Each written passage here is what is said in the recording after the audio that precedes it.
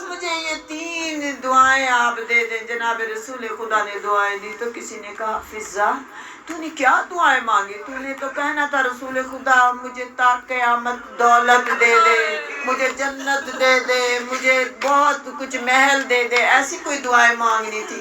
آپ نے کہا کہ مجھے جنت کیا لینی، میں جنت کے وارثوں کے گھر میں رہتی ہوں۔ یہ وہ فضا ہے نا جب یہ بات کی آپ نے، اور اس کے بعد میں یہ جانتی ہوں کہ آج آپ لوگوں کے دلوں میں یہ ہے کہ فضا، آج اس مجلس میں فضا کا ہم نے پرسہ دینا ہے۔ تو اس مجلس میں آج جناب فاطمہ ضرور موجود ہوں گی۔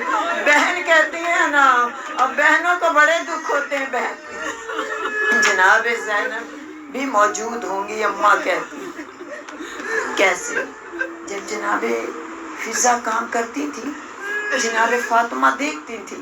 جب جناب فاطمہ کا آخری دن تھا نا، آپ نے سارا دن کام کیا، جناب فضا چپ کر کے دیکھتی رہی۔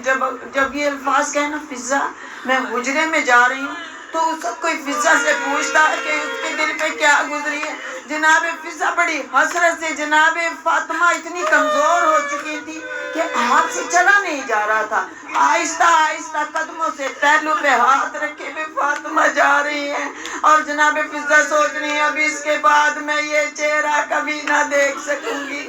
روتی ہوئی فضا کہی ہے جناب فاطمہ تو زہرا نے جب دیکھا نا کہ فضا کے رونے کی آواز دھیمی ہوتی جا رہی ہے تو آپ نے مڑ کے دیکھا فضا اسی جگہ، انہی آنکھوں سے، انہی چہرے سے، اسی انداز میں کھڑی ہے اور بس یہ کہہ رہی ہے ہائے فاطمہ، ہائے فاطمہ۔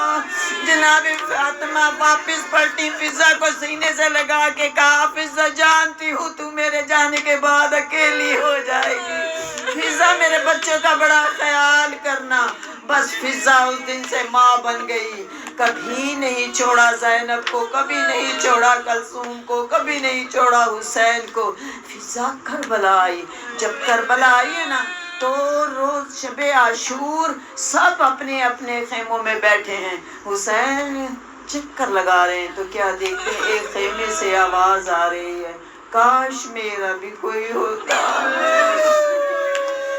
کاش میرے بھی بیٹے ہوتے، یہاں میں حسین میں قربان کر دیتی، میرا کوئی بھی نہیں ہے۔ اور پھر میرے مولا حسین اس خیمے میں گئے اور جا کے کہا اماں فضا کل میں تیری طرف سے قربان ہوں گا، نہیں ایسی بات کر میری وہ بیوی فضا۔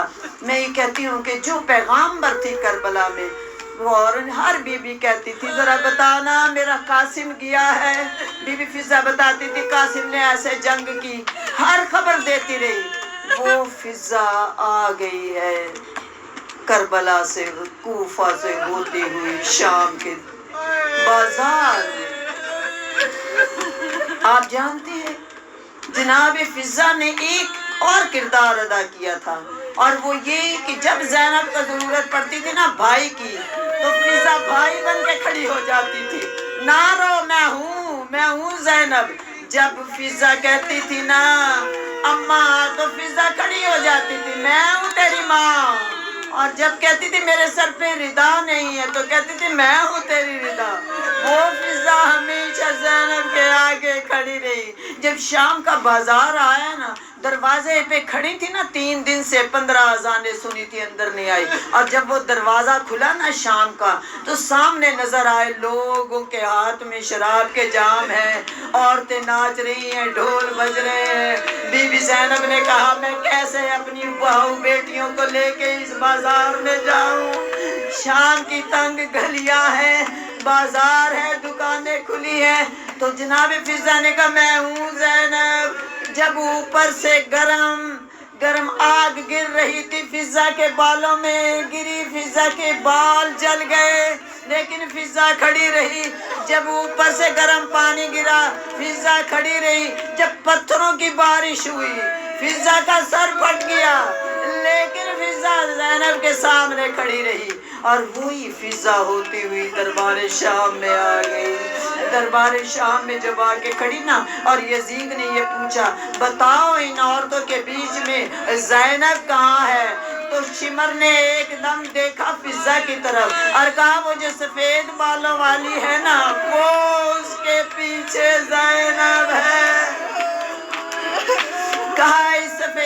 بالوں والی کو ہٹا دو۔ تو جب کہا نا کہ ہٹا دو تو کہا شمر نے تو اس کو کہتا ہے کہ ہٹا دوں، ذرا اس کا حلیہ دیکھ، یہ بوڑھی ہو چکی ہے، اس کی کمر میں خم ہے، اس کے سر سے خون بہہ رہا ہے، اس کے چہرے سے خون بہہ رہا ہے، اور میں نے ہر جگہ اسے تازیانے مارے، اتنے تازیانے مارے ہیں یزید، لیکن اس نے کبھی زینب کا پردہ بننے سے انکار نہیں کیا۔ تو وہ کہتا ہے، یزید کہتا ہے آج میں دیکھنا چاہتا ہوں کہ تو ظلم کس حد تک کرتا ہے۔ ضعیف ہو چکی ہے فضہ، کہتا ہے اس پہ وہ ظلم کر کے یہ اپنے پیر ہٹا لے۔ کہتے ہیں جناب زینب نے اس دن پہلی مرتبہ ہلکے سے بال ہٹا کے جناب فضہ کی پشت دیکھی جو خون سے بھری ہوئی تھی، جو خون سے بھری ہوئی تھی۔ کہا اے اماں فضہ تو اتنی زخمی ہے،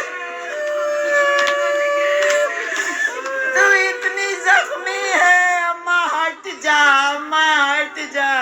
رو کے کہتی ہیں ادھر مجھے ماں کہتی ہے، ادھر کہتی ہے میں ہٹ جاؤں۔